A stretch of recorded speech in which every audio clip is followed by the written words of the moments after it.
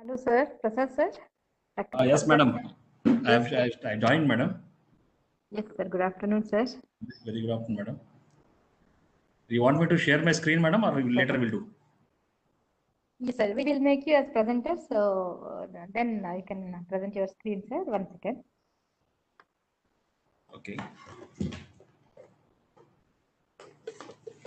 Sir, now I think you got the option for share option, right? The downside. Yeah, I got it. Yeah. Yes, sir. I'll just share it, madam. Just see. Have I just Yeah. confirm it? Yes, sir.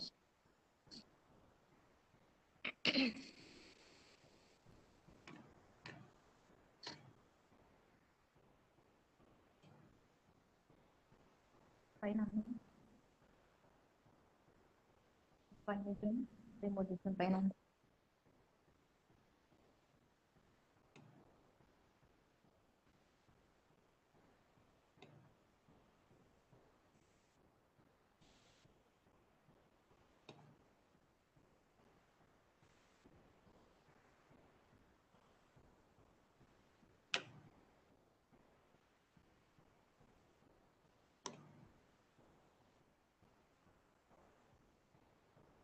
Sir, it's coming, sir. Your window is sharing now.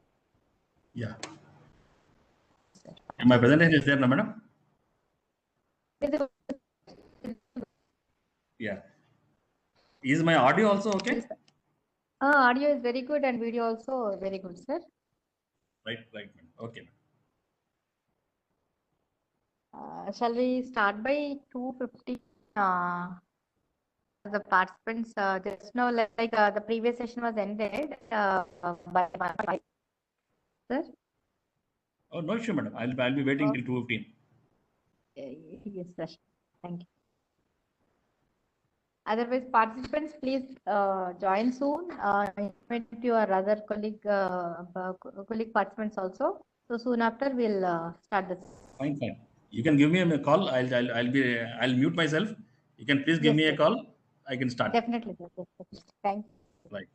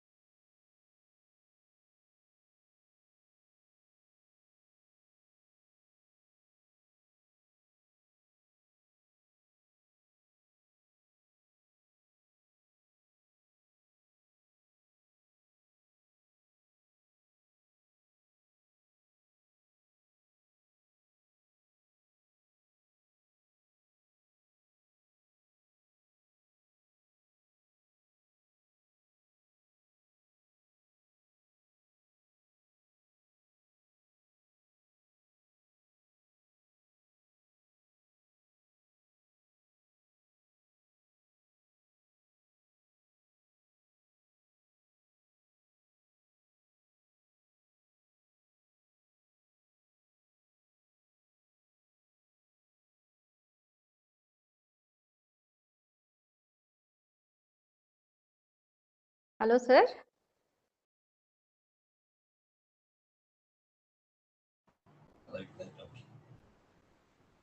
Yes, madam. Sir? Yes, madam. I'm there. Yes, sir.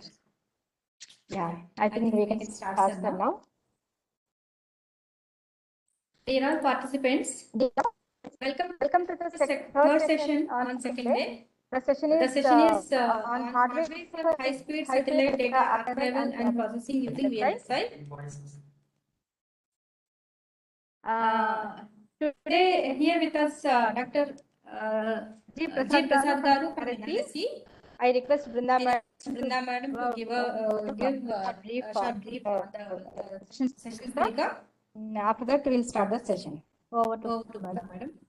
Thank you, madam. Good afternoon to all. Let me introduce today's session speaker, Dr. Sir. His educational qualifications are MTech, MBA, and PhD. He has the fellow membership of IETE and lifetime members of IMAPS. Presently, he is working as scientist SG and the group head of ICIG in data processing area in National Remote Sensing Center. It is an Indian space research organization, ISRO. It is at Hyderabad. He is the operations director for Cartosat 2A, 2B, 2E, 2E, 2F, and Microsat 01, RISAT 2B series, and Cartosat 3 satellites. And he is the deputy project director for Cartosat 2C, 2D, 2E, 2F satellites. And he is the group head for the team responsible for 24/7 keeping up the computer storage and network infrastructure of the satellite data acquisition and processing chain at NRSC.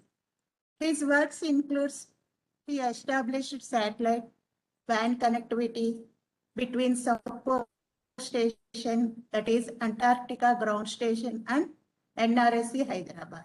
He developed designs to interface hardware with different types of system buses, that is ISA bus, ICSA bus, PCIX bus, and PCI Express bus. He realized a data acquisition hardware on a single chip and interfaced it to 64-bit host system using PCIX interface. He established high-speed satellite WAN connectivity between NRSC and user sites across the country. He designed and developed FPGA and HDL-based satellite front-end hardware for data acquisition. On behalf of organizing committee, I welcome you, sir. Sir? Prasad, sir? Yes, madam. Thank you. Thank you. Yes, sir. Yeah. Okay. Over to sir. We can can start the session, sir. And before starting the session, participants and the speaker, please unmute your video so that we can have it with, sir. All the participants, please unmute your videos once. Madam, can I start? Yes, sir. Yes, sir. And unmute your video, sir, for one minute, so we'll take a pic also, along with the participants. Yes. Can you please confirm, madam, the presentation is available to all of you? Yes, the presentation is available. We are able to. presentation is available. Where are the slides? I request all the members to unmute, to mute their mic so that because the echo can be avoided. Oh, sure. Okay, sir. Very good afternoon to everybody. Yes, sir. Please, sir, start. I thank the management of BVRIT for giving me this opportunity, and in particular, Dr. M. Parvati Garu for inviting me for this session. I think the topic of the FDP was machine learning in VLSI. Though I'll cover what I have done with VLSI in Department of Space for data acquisition from a satellite, and how do we, though it is too primitive, machine learning in VLSI needs a lot of database. These what all we developed are being made or being archived as a database for the future missions or future projects which ISRO will take up. In that context, I will be talking to you regarding the hardware for the high-speed satellite data archival and processing using the VLSI techniques. First is, why do I need a hardware? Why do I need a front-end hardware? For the information of all of you, satellite data is transmitted from around 700 kilometers to 36,000 kilometers altitude, anywhere in between this. It can be a remote sensing satellite. It can be a geostationary satellite. Depending upon the utilization, we design the satellites, we launch it, and we have to ensure that at the ground we are through in all respects without losing a bit to capture data. If you go back, way back in 1985 onwards, I take my journey to S-band was the prime data reception frequency, which of 2 to 4 gigahertz was used for acquiring data from satellites. Subsequently, as technologies improved, we've gone to X-band, that is 8 to 12 gigahertz. And very few in the world and very new in the market are the Ku band, that is 12 to 18 gigahertz, and the Ka band, 18 to 26 gigahertz. These are the frequencies where all the major players of space, that is, it may be NASA, it may be Russia, India, all have gone from X to Ku and Ka. For all these satellite frequencies, the ground segment should be designed accordingly. As we see, the frequencies have increased multifold from 2 to 8, 4 times, 8 to 12 plus 4 times, 12 to 18, 16 times, 6 times, sorry. For all these elements, we need a front-end hardware. Yes, you may ask me one question, why do we need a front-end hardware? Without a front-end hardware, I can just track data and put it into my system. But my developing of the hardware should have an impact on the subsequent elements. So for every bandwidth, satellite ground station elements were designed and they were augmented and to utilize these new technologies. By the time we started utilizing these technologies, new elements also have come up. Like earlier we were doing by BPSK modulation. We have gone to QPSK modulation. Now we have gone to 16 PSK modulation. So these are the new schemes which we need to design in-house, which I have to do it with a normal discrete chip would nearly be impossible. So I could do it with a VLSI and on an FPGA. So the reason for this is I need a front-end hardware so that I can archive data into the computer systems in a more formatted way. And also, I can also create an image out of it as a quick look image so that I can ensure that the data being received from the satellite is error-free and it is useful for further usage. Now, in my topic today, what is the advantage of using the VLSI is just pictured out like this in a block diagram. If you see to the left LVDS interface, that is not an element of the FPGA. And if you see the FIFO banks to the right, bank 1 and bank 2, they are also not the elements of FPGA. Rest all have been designed, developed, tested, integrated to the satellite and are operational currently at many of the centers in and around the country. So there are so many, the frame synchronization logic is one, the decomputation logic is one, the control logic for the memories, a GPS time which is tagged for the first time as an extra word to the data. I have realized the on-chip memory of the FPGA so that I can have a more structured memory rather than a simple FIFO, first in, first out. I've also interfaced for the first time the IP core given by Altera Technologies and then put it. We have simulated a satellite data also in this chip. So thus making it a total system on a programmable chip and also in 190 nanometer FPGA. These are the modules which I have designed in the front-end hardware. As you will know in VLSI, suppose I go for a VHDL sort of language. I write the RTL code. I simulate the code. I synthesize the code. I synthesize with the chip, without the chip. And then I ensure that my coding is fine and it is working fine. But in the standalone on a system, if I have to do everything, this will not meet my demand. As you have been seeing there are a lot of frequency escalation in the bands from 2 to 18 gigahertz. Handling 18 gigahertz in an FPGA is really a tough task.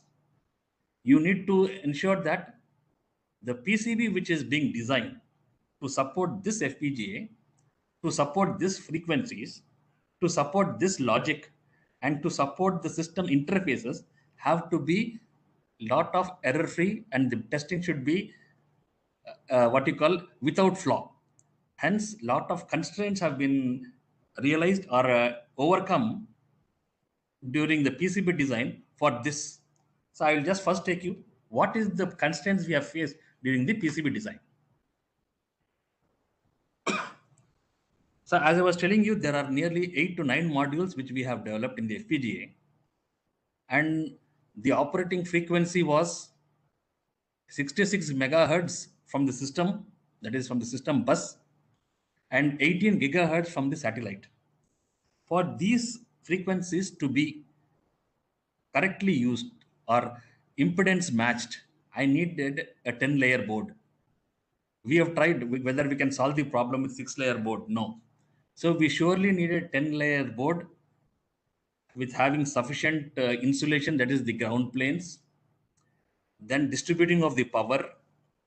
Since we have used the latest device, it has 1.5 volts power, 2.5 volts core voltage, 3.3 volts IO, and a plus 5 volts power supply also. So the design should be such, it should be generic. We wanted to have it a generic design so that it can suit to any type of system. It can be a server class machine. It can be a workstation class machine. So to do all this, we had to take a lot of utmost care in designing the layers of the board. Now in this PCB design, as I was mentioning, this multi-volt and multi-layer PCB signal integrity were very crucial for the performance.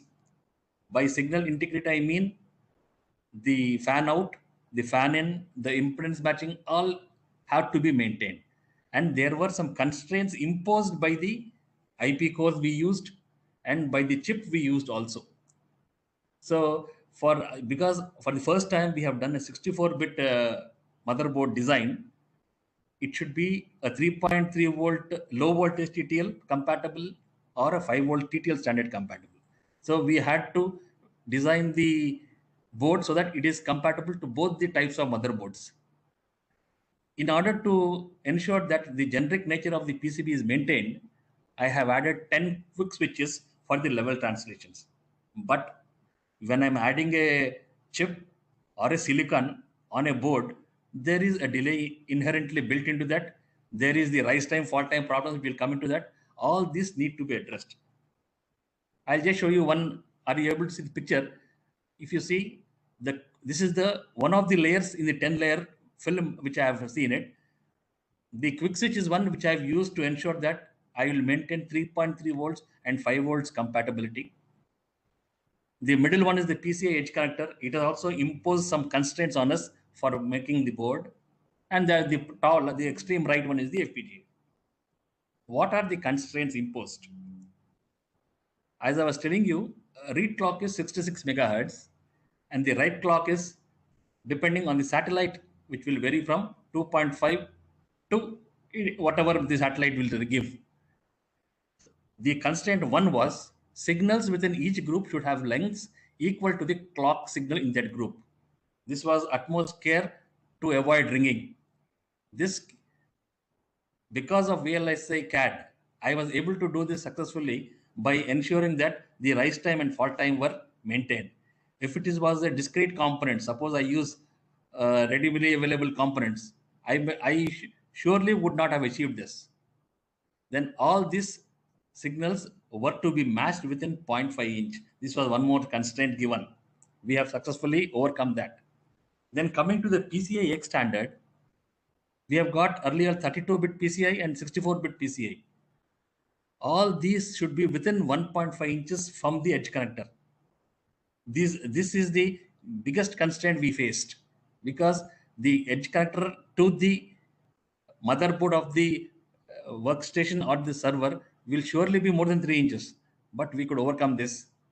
The second constraint was all the 64-bit signals should be within 2 inches. We maintained that.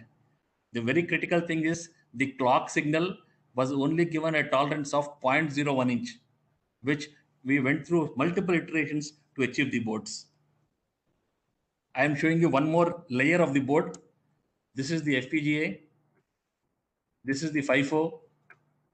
This is the FIFO. And this is where we could do the length matching. This is one layer of the 10-layer board. This is the another layer of the 10-layer board, where again I have seen that all these matching has been done successfully. After doing this, what we could achieve is, this is the board. And this is the board operational in all the ground stations in and around the world. This has been given to various countries also for designing. Now, for the first time, there are many firsts in this. For the first time, we were integrating a 64-bit machine with PCI X. For the first time, we were adding a GPS parallel data to the satellite incoming data. And for the first time, we have simulated data so that we can cater to any satellites in the future. And for the first time, we have used a structured memory concept, which I will be telling you in the subsequent presentation. If you have any doubts, I can answer now. Or should you want me to go forward? All the participants, you can unmute yourself, and if you want to discuss with sir also, you can come forward. Or else you can put in the chat, we can discuss at the end, whichever is feasible for you. Yes. Should I go forward, madam? Yes, sir. Yes, sir. Please. Yes. Dear friends, I just wanted to tell you one thing is, if we have to get ready for a data acquisition unit, we get only time from 6 months to 8 months. And every new satellite will have a new parameters, because even on board the satellite, they make use of the new technologies so that we get more pictures or more images of national importance. Hence, if within 8 months, my mandate is I should make the ground station ready to receive data. It is not like this that I launch the satellite, later I make the ground segment ready. Within at least 6 months before the launch, I should show that my launch station, my ground station is ready for receiving the data. If that is the mandate given to us, so what we thought was, why can't we generate simulate the data as it is coming from satellite? And why can't we make it a more generic simulator, so that whatever satellite, whatever the changes, once they inform us, we will try to implement it. In that context, we have started a data format simulator, which is a generic simulator. It consists of a frame sync code as a start of frame. It consists of the auxiliary data, that is the satellite health parameters on board. What is the temperature on board? What are the sensors there? What is the pressure there? What is the orientation of the satellite with respect to the Earth? All these auxiliary data is available. Then the image data is there. Then we thought, yes, in any satellite, we'll follow this methodology. So let us develop a satellite data frame format compatible to all the satellites henceforth. And the number of bytes will depend upon the satellite, what is being to be launched.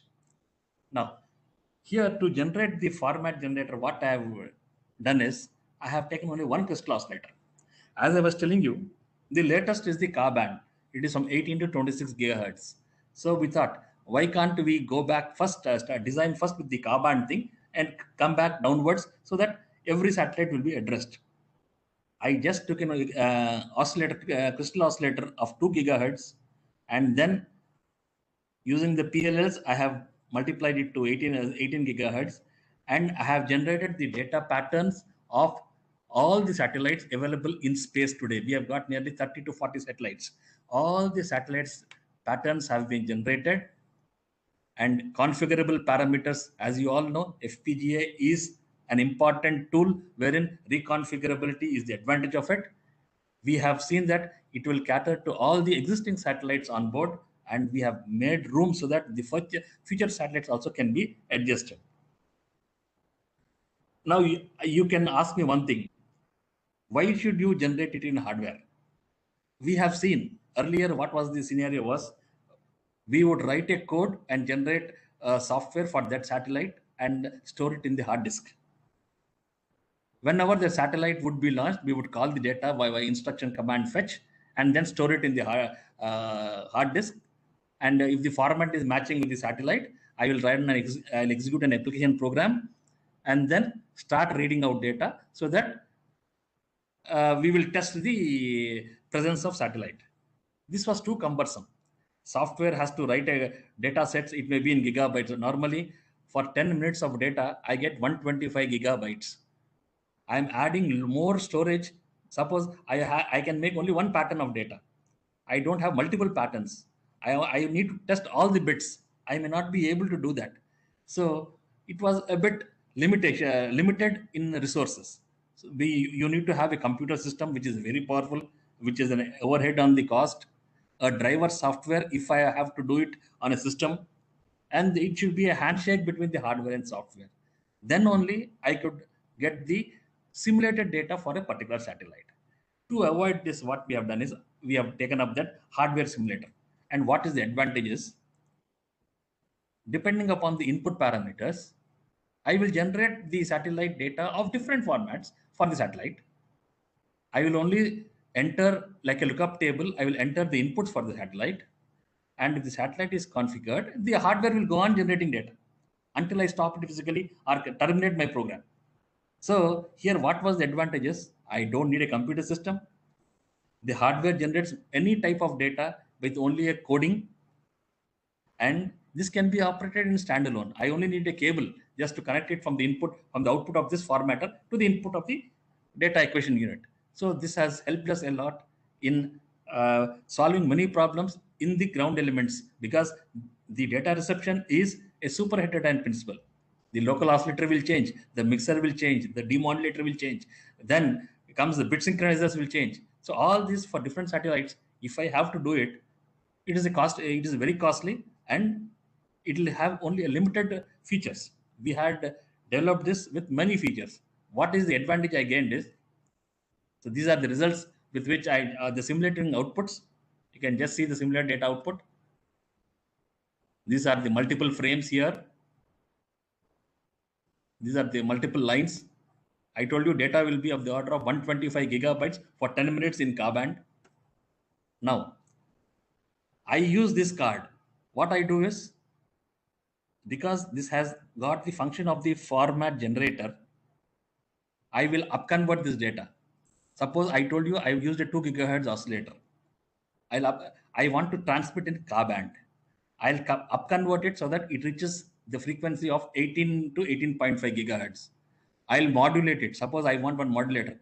Earlier, we were using QPSK. Now I want 8 PSK. I'll modulate it with 8 PSK. I'll give it to the antenna feed.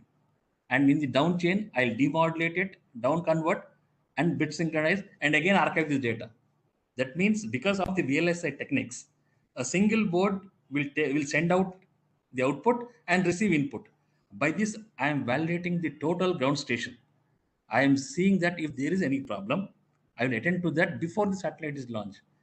From now, after I test this, from now, 3 months later, I'll get the satellite launched. But because of this format generator logic, which we have developed in the FPGA, I'm able to say that, yes, I am ready to receive data from the satellite once it is launched, excepting the elements I did not test is the satellite and the EM waves passing through this atmosphere and the antenna feed, orientation of the antenna.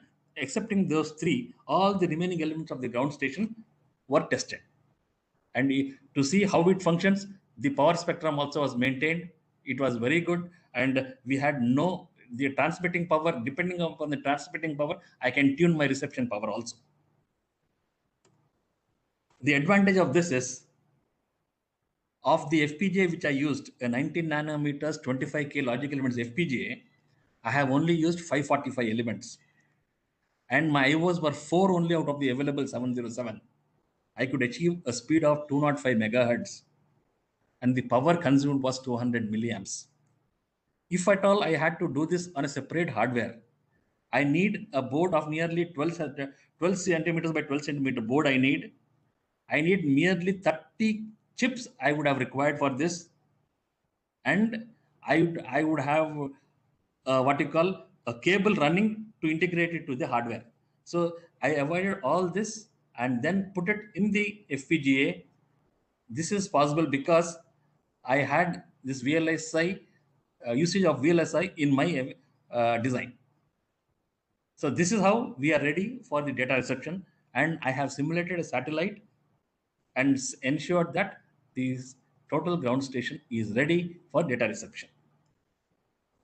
Now, what is the advantage I get in NRSE is, because I've got a satellite data pattern generator, the software teams which are doing the image processing algorithms will start working in synchronism with us.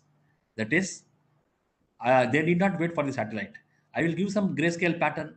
I will give some dummy pattern for them to code their software, image processing software, so that we are all ready for also generating the higher end data products for the disaster, for all the societal needs well in advance before satellite is launched. After the frame or the formats generator, we have to see that the data received from the satellite is stored correctly. Earlier, these things were being done in software.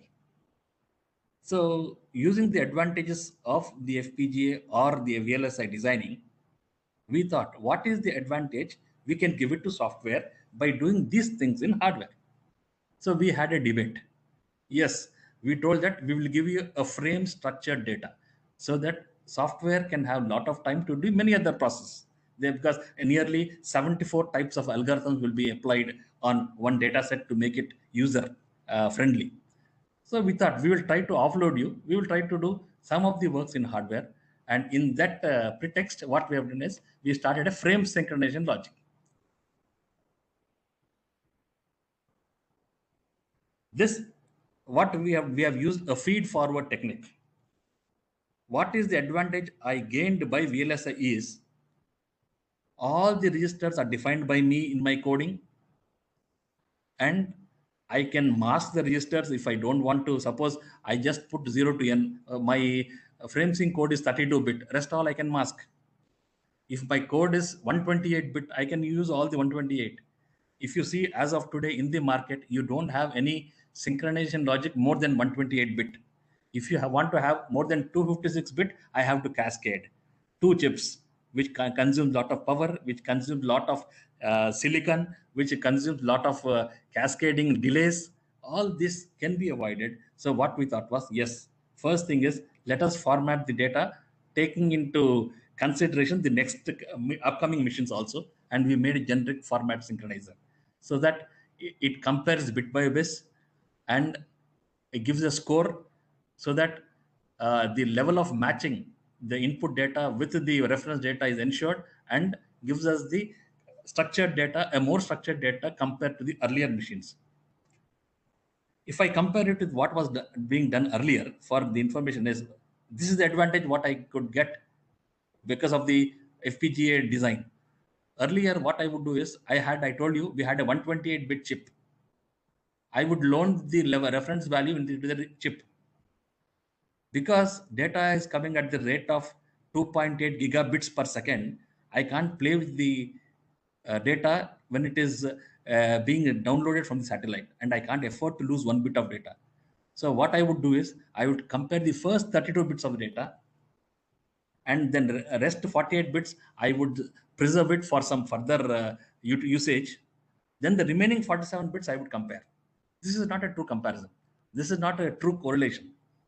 What I should do is, every bit I should compare. Then it gives me a confidence that the data received from the satellite is fine. So this was not being done in the earlier times when I was doing with primitive or what you call the older designs. So once I compare that the first 32 bit, the next 47 bits, if the summer output is less than the threshold, here threshold means the error, I assume that the frame sync is detected and the logic will go into lock mode. Suppose if the summer output is greater than the threshold, that means the data coming from the satellite is erroneous, and hence I will not detect the frame code, and the logic will again go into loss mode for checking the correct frames. What we have done in the modification is this. I will load the reference value in the reference register of the FPGA. I will compare all the bits. I'm not going to leave alone any bit of the data coming, and ensuring that yes, if the threshold is greater than the output, or if the pipeline summer output is less than the threshold, my frame sync code is detected, and hence I will go to lock mode. And if it is greater than threshold, it is not detected. Here, what is the advantage, you may ask me? I am testing every bit. Second, the advantage is I am not disturbing the data coming from the satellite. If you see the previous thing, 48-bit, I was using it for some external purpose, which is not correct, because I am what you call disturbing the data coming from the satellite. To reconstruct the data, it would be difficult. Here, because of this new methodology, Sir, I am small, hello, sir, sorry to interrupt you. yeah. Sir, previous slide, sir, previous slide. Yes, madam. Is there any reason to select only 48 bits division like 32 bit and 48 bit or any other Actually, frame? yeah, I'll Yes, tell sir. you. Actually, madam, we have there is a mandate for the data acquisition. There is you have to have a parallel BCD data. IRIG A is 1/10 the resolution of GPS data has to be embedded into the data. Okay, that will be parallel BCD will come in 48 bit. Okay, sir. So I had to see that 48 bit is available for me to feed in that GPS data. Okay, sir. Any other doubts, madam?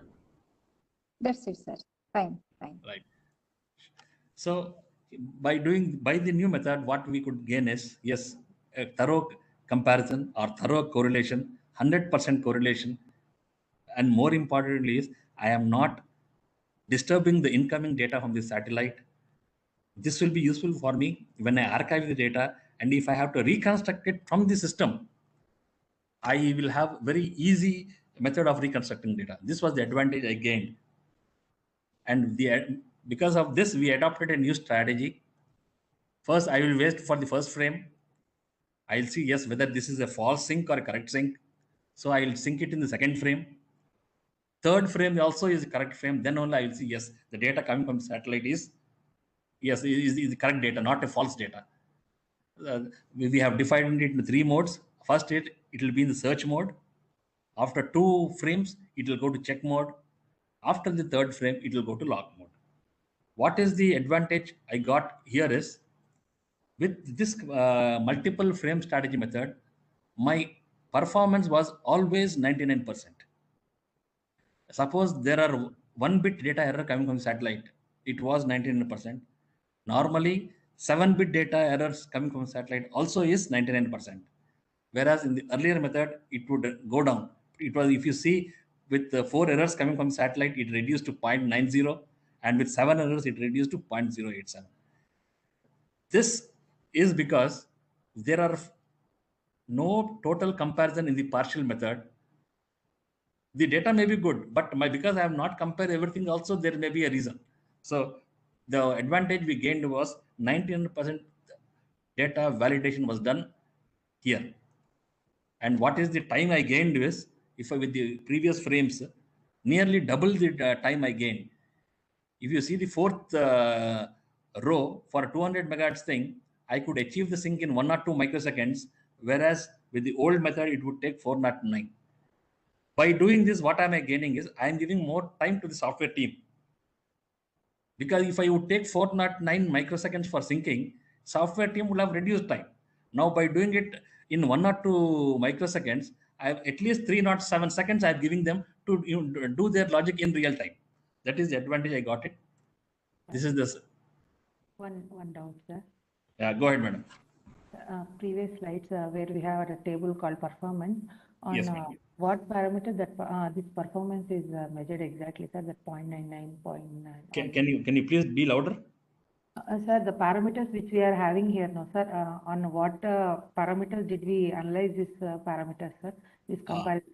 Yeah, madam, the parameters here is the data, error data coming from satellite. Now, because as you all know, in the what you call sky communication or communication from this atmosphere, it is bound to have errors. Yes, sir. Right. For a 1-bit error, I got 0.99% in both the methodologies. Per bit error, your Yes. Now, when I go to 4-bit error, the performance of the old method has diminished. Now, surely I can't ensure that because satellite will transmit data at some power, and it has to pass through the atmosphere. Sir, And again, of bits increases, can we only just go on multiplying this factor by that many number of bits, or it will vary randomly, sir? This, it is random. It is because at onboard when they transmit power, initially the power until the TWT gets heated up, it will be low. So you may get surely bound to get errors. Yes, sir. When it is coming to over the peak elevation at the antenna, yes, the TWT will be stabilized, and I may get good power and I may get good data. And again, while the satellite is descending towards to other orbit, again the power will be low. Because all these communication happen through line of sight. Yes, sir. So errors are not defined. Oh. And surely, with the experience of all these 35 years, never we have crossed like a case of more than 4 errors. But ensuring that +3 more also will not affect our reception, I have gone to 7. Okay. Thank you. Okay, madam, can I go forward? Sir, thank you, sir. Right. These are the simulated outputs just for both the channels what I have done. And what is the gain here is logic elements were 617, IOs were 7, speed I have maintained 205, 90 milliamperes power was consumed for this logic. If I use a TRW chips, which we were using 2023, 2123, they would consume nearly 540 milliamps. That is the advantage we got. Madam, any questions from the participants I can answer before going forward? Participants, you can open for questions now up to what are the topics were covered. Any questions, you can come forward, unmute yourself and you can ask.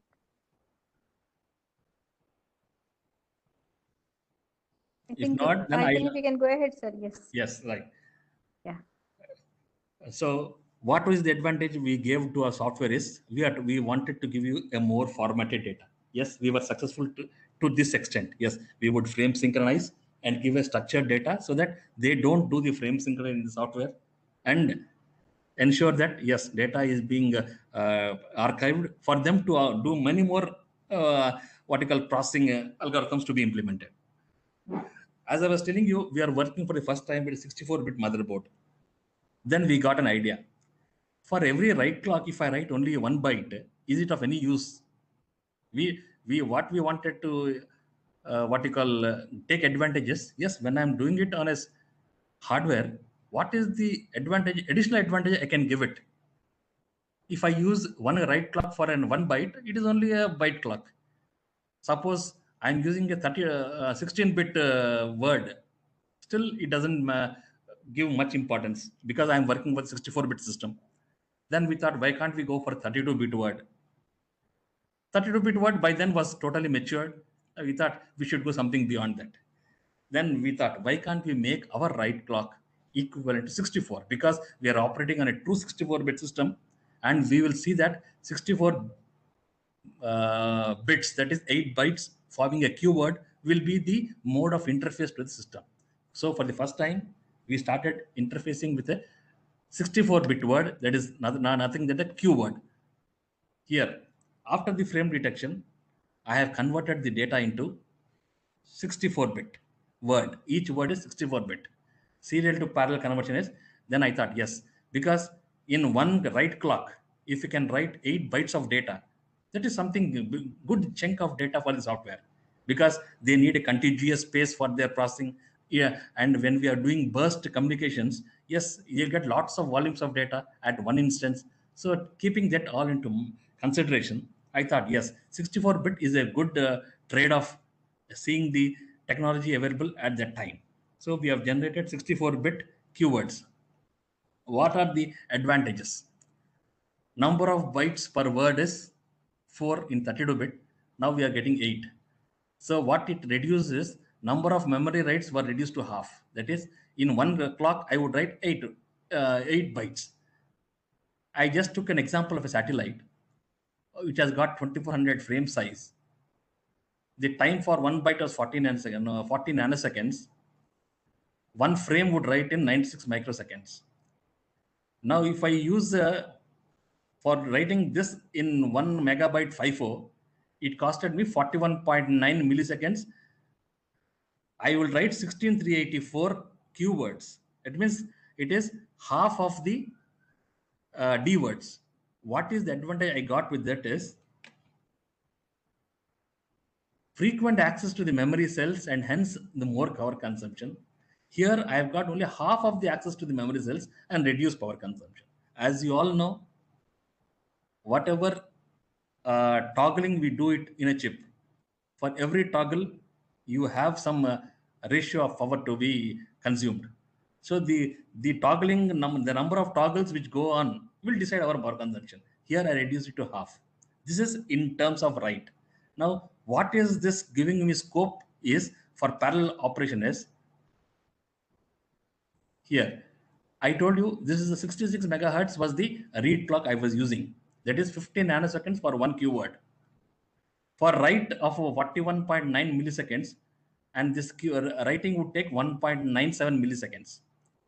So if you see this for writing a keyword, it took 1.97. For writing of a D word, it took 7.86. So time left over for all other parallel operations on the keyword is 39.93 milliseconds. That was a huge what you call amount of time for the software team. Earlier, if you see, only 34 with the keyword. This is an example I gave, but they didn't have so much leisure or luxury to operate with the data for real-time operations. That is the advantage. Because of the VLSI designing, we could give it to the software team. These are the simulations. Now from now onward, the simulations will be in red because these simulations are done on the chip when the chip is in the board and the program is being executed. So because when I'm simulating and synthesizing, when the chip is being active, you get this red in the Altera software. So what we have given one more advantage to the software team is we have given around 39 milliseconds extra time for you to do the data processing in real time. At the end of the day, what was the mandate given is data acquired in 10 minutes. It's suppose 125 gigabytes of data should also be processed in the next 10 minutes. Then only it is useful for us. Suppose if there is a disaster somewhere, I can't give data after a day. I should give it nearly 1 hour or 1.5 hours. Then it has a meaning. So by this, we could achieve that because data was given in real time. Again, for the first time, what we have done is, as I was telling you, during the correlation theory, we were breaking or we were disturbing the satellite data coming input and feeding the 48-bit GPS data. Somehow, when this hardware has got so many logic elements, and when we have got so many features reconfigurability available, when I got a memory in the FPGA available, why can't I use the clock stealing method and then write the GPS data as an extra keyword? Suppose, as I was showing you earlier, if 2400 is the frame length, why can't I use the timings and the advantages gained by the previous modules and write an extra keyword within the frame so that it will be useful to the further processing, and also I will not be disturbing the incoming data. Keeping that in mind, this was developed for the first time. A GPS receiver will give data to the timecode translator or generator in the ground. Earlier, through a SCSI connector, we would connect it to the hardware. Now what we have done is, we are padding this as an extra keyword. Okay, now let me compare. As I was telling you, I will compare this. What was the advantage I got with reconfigurability or FPGA or VLSI? First, the 32-bit frame synchronization was done, as I showed you in my second element of my presentation. Then I would replace that 48-bit from that and then put the 48-bit GPS data. This is where I was disturbing the incoming data, which is not correct. At least, but today I tell it is not correct. But the technology of that day, that was right. Then I would do the frame synchronization of the remaining bits.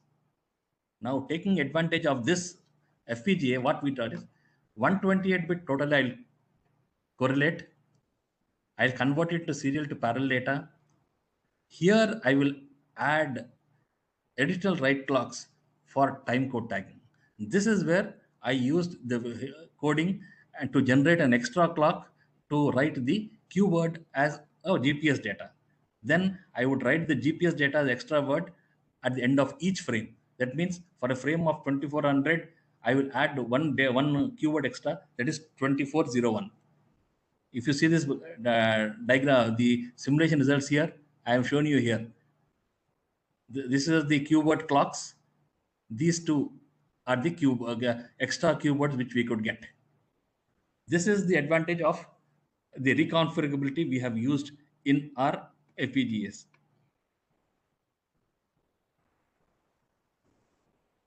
So we have offloaded the software by also giving them as an extra keyword. They were happy.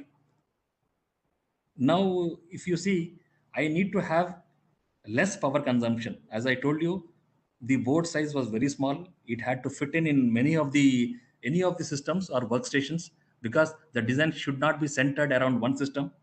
And for the first time, we were targeting a true 64-bit system, unlike the earlier what you call hyper technologies. So we wanted to make a memory logic which is more structured. First time we thought, yes, why can't we use the memory inbuilt in the FPGA? Earlier, we would do writing only on the FIFOs so that we don't have much control signals, excepting the read enables, the write enables, the clock. But if I want to use a solid state RAM or a DRAM, I need write address, read address, chip enables, refresh. All these will add to my what we call overhead in the logics, and also the power consumption. Taking all these factors into consideration, we thought, yes, let us use the memory of the FPGA and sync it with the FIFO on the board. It is a very economical solution. If I go for a static RAM, it will be of the order of 25K, and the capacity of static RAMs will hardly vary from 1 megabyte to 2 megabytes. But if I come to a FIFO, it will be bigger than that. Why can't I realize a memory-like storage using the on-chip memory and the FIFO? This was the design taken up, and we have done this. Two FIFOs, 128K by 72, because I am working with 64-bit and I can't use 32-bit FIFOs, which will add for cascading.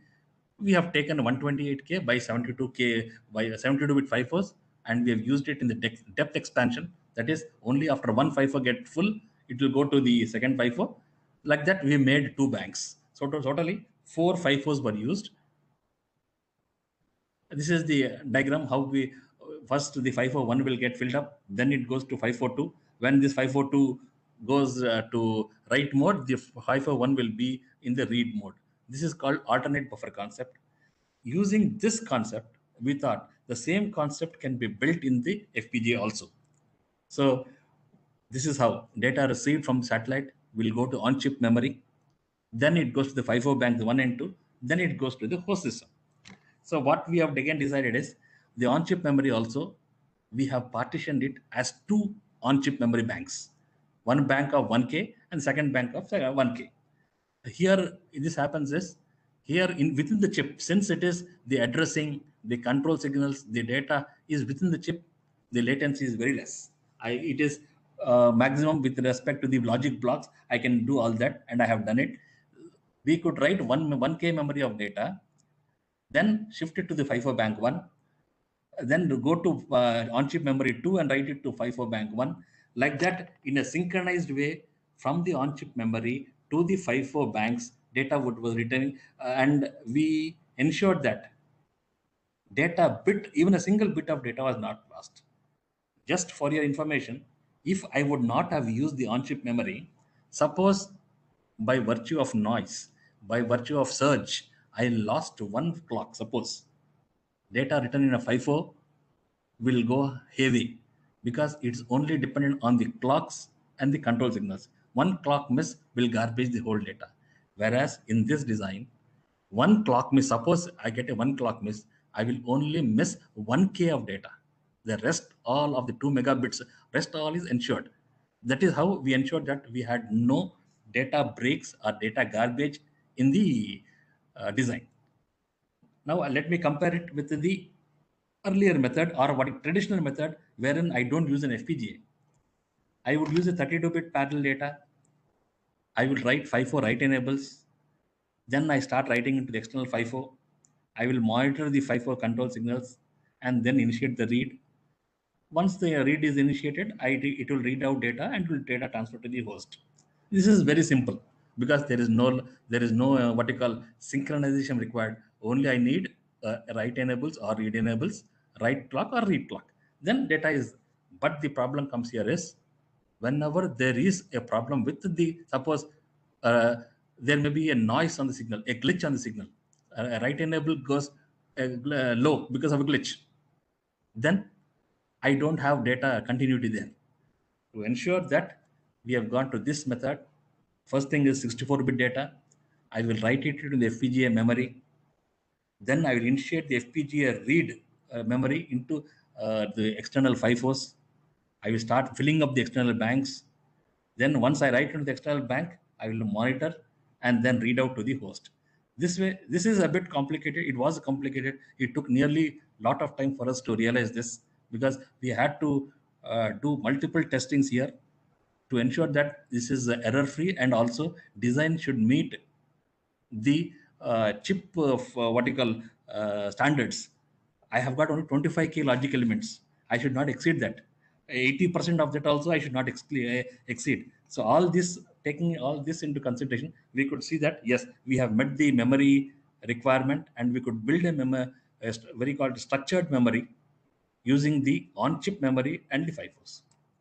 This is the simulation results of the data and the clocks.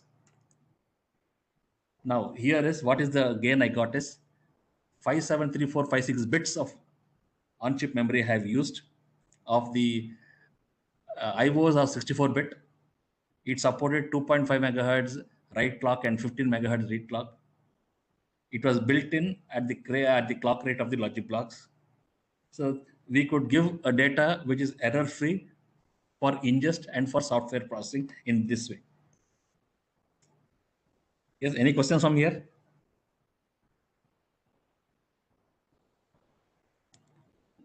Should I go forward, madam? Yes, sir. Now, all this was done in the board.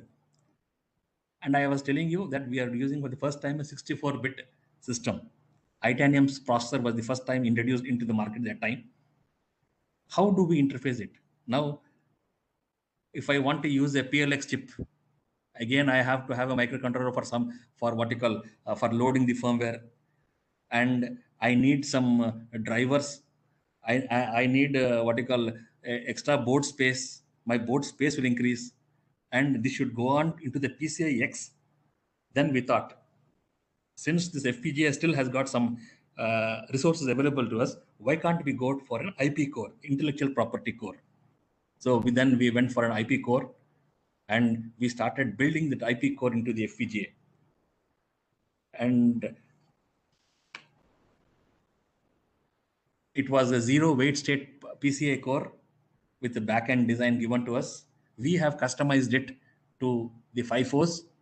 Every core has got some FIFOs. We have customized it for our requirement. And we have also customized the DMA. We wanted to have a DMA type of transfer and then integrated it to our user design. This PCI core, but it was done for the first time.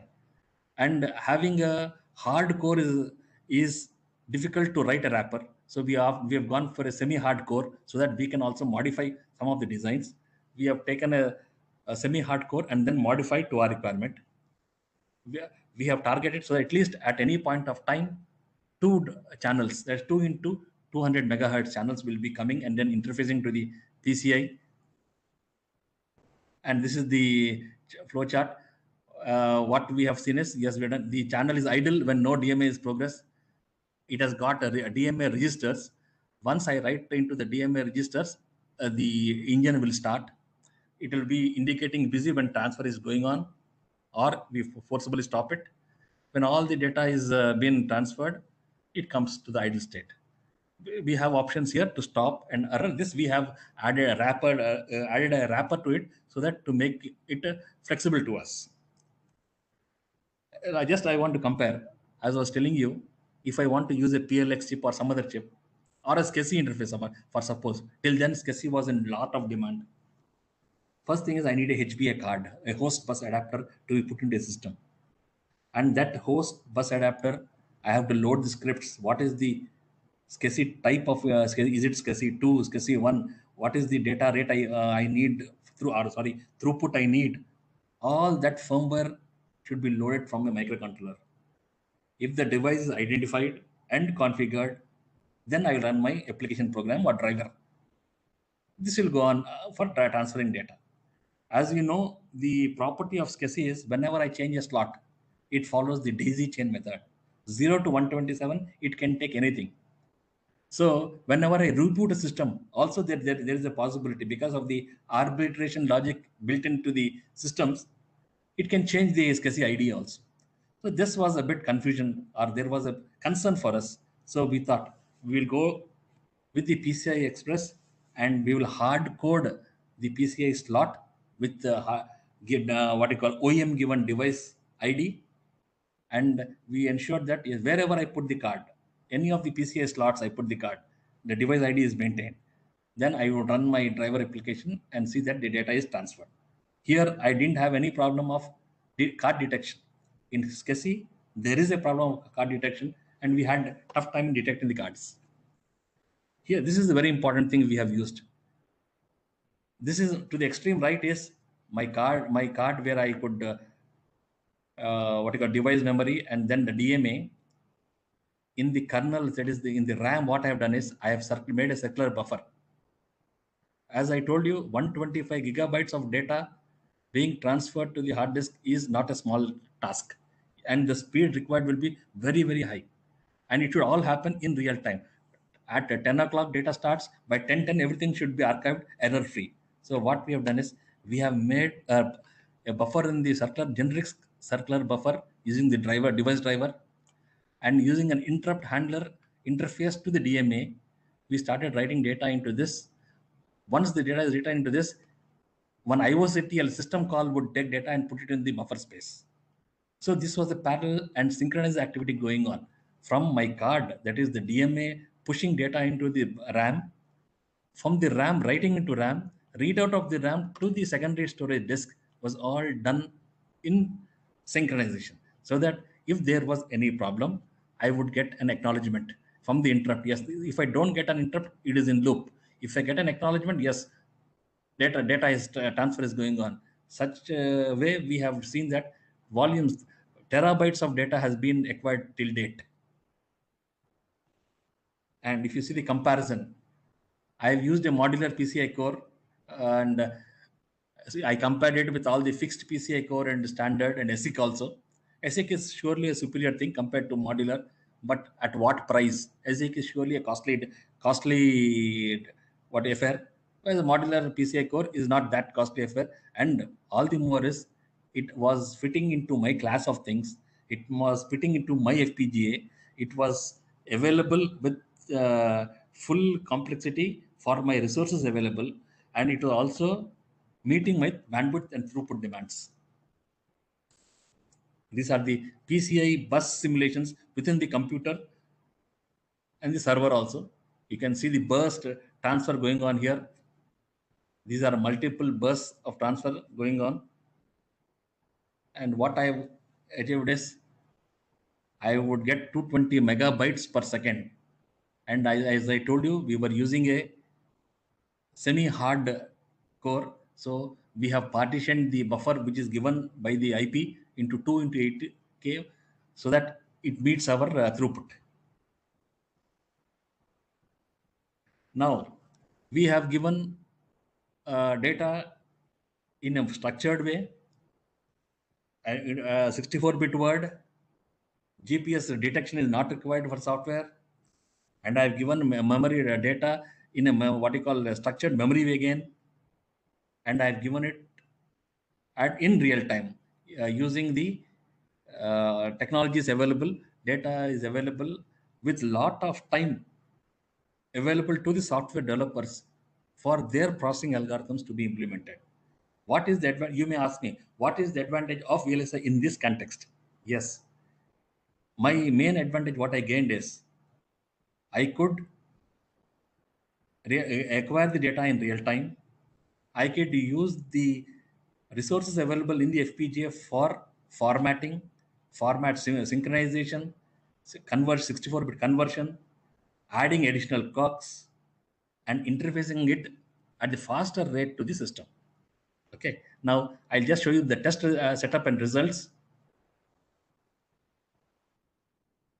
So this is the GPS which I've taken here. And this is the RAID box, a 4 TB storage was there. This is the card which I put it in the Itanium server for the first time, a true 64-bit machine. This is the Itanium server here.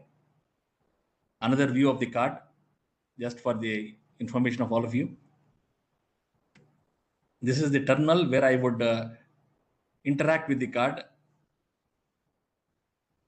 This is the application program, the DMA sizing, the chaining mode, writing onto the registers, all this I would do it from here. And this is the data I could get from the system. This is what you call a pixel values. Now, after I integrated it, I put it to the satellite. Then I got this data is the black and white data here, panchromatic recall. After integrating this satellite, the data acquired was this. This is a Dubai city, which we acquired with the card developed. This is a multispectral data. We have got 5 bands here. 5 bands data also I could collect. And this is again Dubai city, multiple with the multispectral data I could collect data. I am just trying to show you is, yes, from the design to the utilization, all was done in-house at NRSC and then implemented, tested, and is operational. Now, just to sum up is, where will machine learning come is, yes, I have to use all these databases. And then now we have got supervised machine learning, unsupervised machine learning, a reinforcement, all these depending on the availability of this database and seeing the prospective new machines coming up. What are the new technologies coming up? How can I use this data to develop a new systems was the what you call database we created. Now, the final advantage is, yes, if you go from 1988, the system was 6 feet tall system was developed with discrete components. You might, some of you might be knowing, we were using here 7/4 series of components, 7474 D flip-flop and 74120 pulse synchronizer. Here we ventured into CPLDs, complex programmable logic devices. And here we have gone into FPGAs. In the year 2012 onwards, the frequencies have increased and the what you call the module size has decreased. Miniaturization is one of the main achievement. This is the total block of where my card will sit. And this is the processing chain at ISRO, and where the card is sitting is here is this. This is the total satellite reception. Excepting this part, all these can be tested with this card. I can up convert, I can down convert, I can use GPS local, I can display data. Only thing I can't test is when the satellite is launched. Till the satellite is launched, I should be ready for the satellite. I will test it only once the launch of the satellite is over. Thank you from my side. I am ready for questions. Yes, sir. It's wonderful session, sir. In the previous slides, like last slide, what you have shown, Yeah, one in second. order to acquire such, in order to acquire such that Is this, madam, huge this only? data. Yes, sir. Yes, sir. So this is Yeah. the, the board you have shown in the middle, right? FPH. Yeah.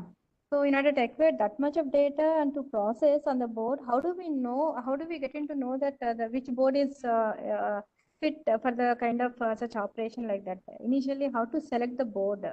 Yeah, that is. One second.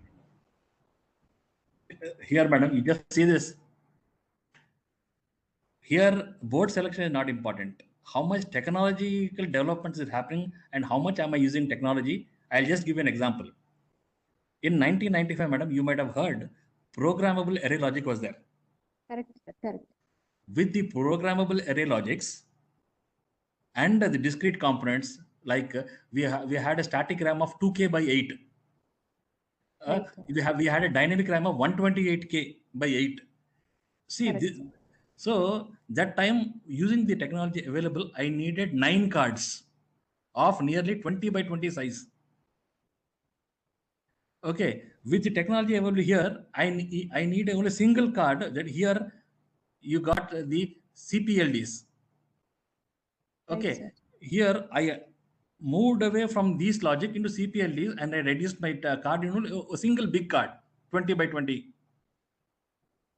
Here again, I have used what is to be considered is what is the input for us first and what are the technological advantages. Because of FPGA, yes, now I told you from 2 gigahertz I've gone to 18 gigahertz. So I should be ready for 18 gigahertz. And this 18 gigahertz will last for next 10 years. That is for sure. We may go beyond 18, but we will not come back to less than 18. From 2 to 18, we are handling. So what is the technology key which can match to that? Is then we thought it's an FPGA. You may ask me, why did you not go for 40 nanosecond FPGA? Here, because for the first time we were doing, and it's a so complicated design, we wanted a 130 nanometers FPGA we thought, but that was occupying more space. So we have gone for a 90 nanometer FPGA. That is how we decide whether can we do it in a single card or a multiple cards, and what is the operations we want and the technology available are the decisive factors for us to select the card, madam. Okay, sir. Okay. So from CPLD, then what is the comparison you made from that? It is fine, sir. Like from CPLD to memory, then memory to FPGA, like that. But within the group of FPGAs, so it is all based on the technology, the selection of the board. How do we like performances of the board is depends upon, of course, definitely internal by internal what is the cell structure, internal architecture. So how like this is the data, huge data as well as scientific data to be transferred into this. So that's what my question. So among the available FPGAs, how to select a right FPGA with based on the only technology or any other like that? No. I got it out. Yeah. Yes, if you've gone through my presentation, madam, what I have told is I wanted 2 megabytes of data to be stored on my board. That is the requirement I have imposed. Okay, that is one basic requirement. Second requirement is I need an FPGA which has got a huge memory also. Correct. So that way I will speed. So memory and speed is the main. Yeah. Yes, and very important is, madam, we are coding. Coding will look very fine on in simulations. When I write a code in simulation, is very nice. Once you do the benchmarking, you write the test benches. If it doesn't meet the timelines, the coding you have to modify the coding. There are instances, madam, I'll tell you, I had to lock the logic to one part of the FPGA. If I lose that lock, the total design will go hayway, which I didn't want. Right, sir. Yeah. Good points we came to know, sir, from this presentation. All the participants and attendants are now open for the questions. You can come forward and you can ask questions related to the session. Anybody, please? Unmute yourself or you can put it in the chat. Yeah. All the participants. Madam, I have one animation for the participants because Sure, just sir. just to show them at what height and everywhere this card will be used. S-band communicate when the satellite is being launched, it has to communicate through this card to the ground station. What is the health of the launch vehicle? And at Antarctica, I have got a station there. It will send data to Antarctica. I'll just show that, madam. Yes, sir. Yes, sir. Sure.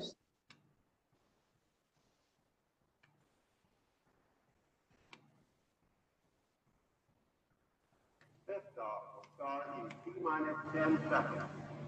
10, 9, 8, 7, 6, 5, 4, 3, 2, 1. We have ignition. Data will be coming from this also to the ground stations, madam. Yes, sir. We are seeing very nicely it is showing, sir. Right.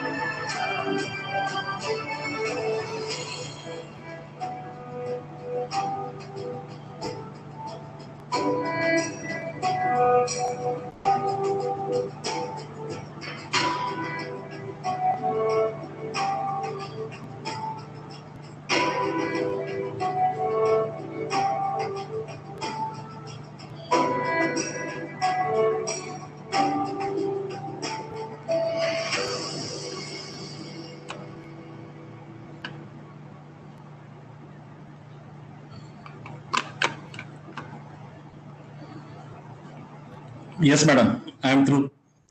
Very amazing video, sir. Really. Very nice. We feel like as if we are at the time of launching and we are even traveling with the same satellite and moving around the, what do you say, this one. Nice, sir. All the Thank you. planners we have seen. So nice video, sir. Very good. Participants, please come forward with your questions, if at all any, related to this session. I think we can end up the session, sir. Yeah, it seems. Okay, madam. Yeah. Right. Thank you so much, sir, from BVRIT. On behalf of BVRITH, I'm so glad to have to invite you, sir, and as well as to have your session here, and our participants have enlightened with your session content. Thank you so much for your cooperation, sir. Welcome, madam. All the best for the future. Thank you, sir. Thank you. Now, regarding participants, tomorrow again we'll be back by 9:30 with first session. That is till 2 days, like yesterday and today, we have gone through different sessions based on VLSI, micro, nano technologies, FPGAs, configurations, and all we have seen. Tomorrow with the first session, like machine learning, like basics of the machine learning will be discussed. You people wanted to work along with the session speaker, so you can use your computers and so that you can have an idea of some certain instructions related to machine learning, like how to use Google Colab and how to write some small routines to understand the machine learning. So that will helpful for rest of the sessions to work on parallelly. So kindly join by 9:30 tomorrow. See you soon. Thank you all for the participation. Attendance is already shared in the WhatsApp group as well as in this chat box. Kindly fill the attendance. Attendance is mandatory. Again and again we are telling attendance is mandatory. Even though we are giving 45 minutes duration, but for 1 or 2 times we may consider participants, but not the time it will be very difficult. So it is mandatory by, sitting two conditions, compulsory conditions, that is 60% for the pass of test as well as based on attendance 80%. So kindly understand the need and please follow our conditions. Thank you.